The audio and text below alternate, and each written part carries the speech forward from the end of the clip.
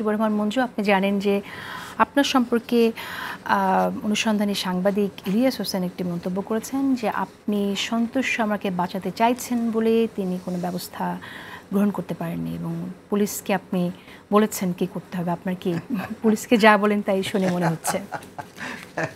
না, দেখেন, ইলিয়াস হোসেন একটা কথা প্রথমে লিখেছেন যে আমার জন্য নাকি সন্তোষ শর্মার বিরুদ্ধে কোনো পদক্ষেপ নিতে পারছেন না, তারা বারবার হোঁচট খাচ্ছেন। তা আমি বলেছি সন্তোষ শর্মার সম্পর্কে আপনারা কি কি পদক্ষেপ নিতে চেয়েছিলেন বা যারা যারা নিতে চেয়েছেন, কোথায় কোথায় হোঁচট খেয়েছেন জানান। আর আমি তো এমন কোনো মানে ক্ষমতাবান লোক না যে আমি কাউকে বাঁচাতে পারবো বা কারোর সুরক্ষা দিব। তার জবাবে আজকে ইলিয়াস লিখেছে যে মানে তারা একবার কালবেলা অফিস ঘেরাও করতে গিয়েছিল, আমি নাকি পুলিশকে নির্দেশ দিয়েছি যে তাদেরকে সুরক্ষা দেওয়ার জন্য। তো মানে আমরা রাজনীতিবিদ, আমাদের সম্পর্কে অনেক অনেক কথা বলবে, কিন্তু ইলিয়াসের কথাকে আমি গুরুত্ব দিই এই জন্য যে গণ অভ্যুত্থানের এই ভূমিকায় যারা যারা ব্লগার ছিল তাদের অনেক অপরিসীম অবদান আছে, তারা অনেক কাজ করেছে। ভালো খারাপ, অনেকের ভালো খারাপ দিক থাকতে পারে সেটা, কিন্তু আমি ভালোটা দেখব। যেহেতু আমরা আন্দোলনের সময় তাদের দ্বারা সিরিয়াসলি অনেক তথ্য যেটা আমরা এখান থেকে বলতে পারতাম না তারা সেখান থেকে বলতে পারতেন, ফলে এটা আমাদের অনেক স্পার্ক করেছে। আমি ভালো দিকটা বলছি, খারাপ দিকের অনেক কথা অনেকে বলতে পারেন। তো সেই জায়গা থেকে আমি ইলিয়াসের কথাকে গুরুত্ব দেই। তার যেহেতু ফলোয়ারশিপ আছে অনেক বড়, তার একটা বক্তব্য আসলে সেটার আমি চেষ্টা করি ক্লারিফাই করার জন্য।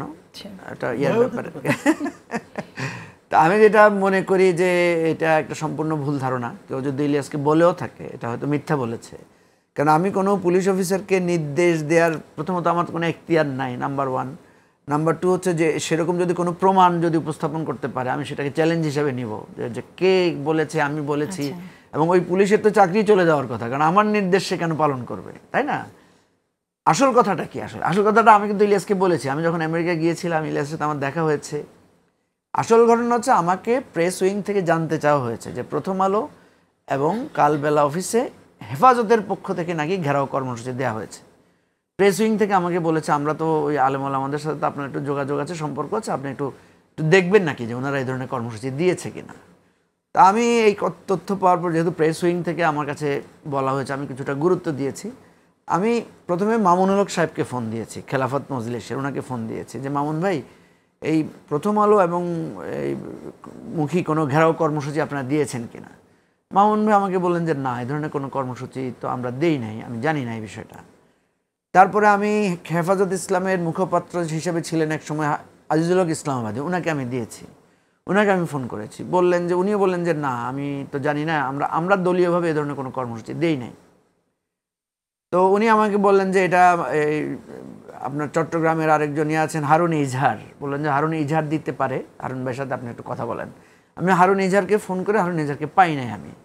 তো ফোন না পেয়ে আমি তার ভাই আরেকজন আছেন মুসা ইজহার, উনি একটা দলের নেতা মহাসচিব, ওনাকে ফোন করেছি। তো ওনাকে আমি ফোন করে বললাম যে আমার জাস্ট জানার দরকার, যেহেতু ওনারা জানতে চেয়েছেন যে এটার সাথে হেফাজত ইসলাম ইনভলভ কিনা। পরে আমি যখন দেখলাম যে হেফাজত ইসলামের কেউ এটা দায়িত্ব স্বীকার করছেন না, এবং পরের দিন আমাকে মুসা ইজহার জানিয়েছেন যে না এটার সাথে ওনারা ইনভলভ না। তা আমি মানে অ্যাকর্ডিংলি আমি প্রেস উইংকে জানিয়েছি যে ভাই আপনারা যে এটাকে হেফাজতকে দায়ী করছেন, হেফাজত এটার সাথে ইনভলভ না। এই কথাটা আমি কিন্তু ইলিয়াসকেও জানিয়েছি, কারণ তখনও ইলিয়াস একটা পোস্ট দিয়েছিল যে এই ঘটনায় আমি নাকি মানে ইনভলভ, আমি নাকি এটা বাধা দিচ্ছি ইত্যাদি কথা। তো দেখেন একটা জিনিস হচ্ছে যে কোনো বিষয়ে আমি যদি আপনার সম্পর্কে একটা জিনিস জানতে চাই, আবার আমি আপনাকে জানিয়েছি, ক্লিয়ার হয়েছে, তাইলে সেই বিষয়টা তো আর এখানে আরেকটা পুলিশের ঢুকানোর তো কোনো দরকার নাই।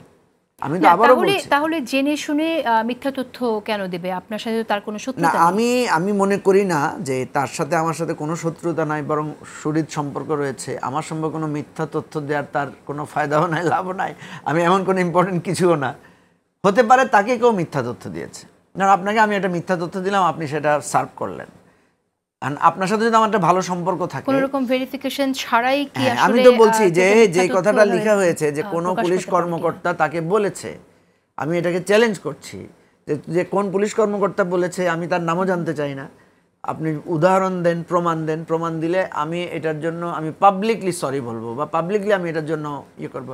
আর প্রথম কথা হচ্ছে আমি পুলিশকে নির্দেশ দিতে পারি কিনা, আর এটা তো মানে একেবারে হাস্যকর একটা ব্যাপার, তাই না? আচ্ছা, ধন্যবাদ আপনাকে। মাসুদ কামাল, আমরা এ ধরনের মন্তব্যের জন্যই কি আসলে শুনি যে সরকারের ভেতরে আরেকটি সরকার, এ ধরনের যে আমরা তো অনেকেই বলছে ইদানিং শুনি।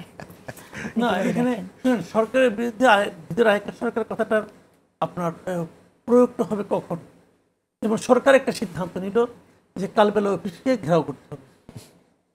আবার আরেকটা পক্ষ সরকারের মধ্যে আছে, তারা বলল মঞ্জু ভাইয়ের নির্দেশ পেয়ে যে না, ঘেরাও করা যাবে না, এবং ঘেরাও করা যাবে না যে এটি ঠিক না।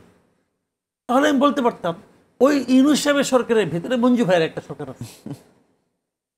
কিন্তু এই যে ঘেরাও করতে হবে, এটা কি কোনো সরকারি সিদ্ধান্ত ছিল? এটা ইলিয়াসের সিদ্ধান্ত ছিল। ইলিয়াস সাহেবের সেই সিদ্ধান্ত বাস্তবায়িত হয় নাই।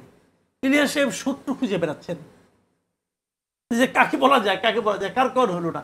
এটা তো এমনও হতে পারে যে ওনাদের দুর্বলতার কারণে হয় নাই।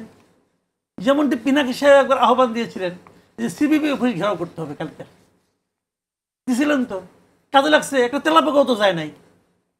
যে পিনাকি মনে করেন এবং বলেন উনি চাইলেই সব কিছু হয়ে যেতে পারে, সিবিবি অফিস ঘেরাও করতে পারলো না কেন? বলেন কি করে পারলো না?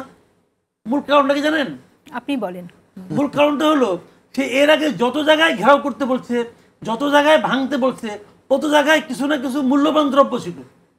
সিবিবি অফিসে বাংলা পরে করে ভাঙা চেয়ার ছাড়া কিছু নাই। তার মানে উনি যাদেরকে পাঠান তারা কারা, এটা বোঝার চেষ্টা করেন। এটা তো কোনো নগদ প্রাপ্তির ব্যাপার নাই, যায় নাই কেউ।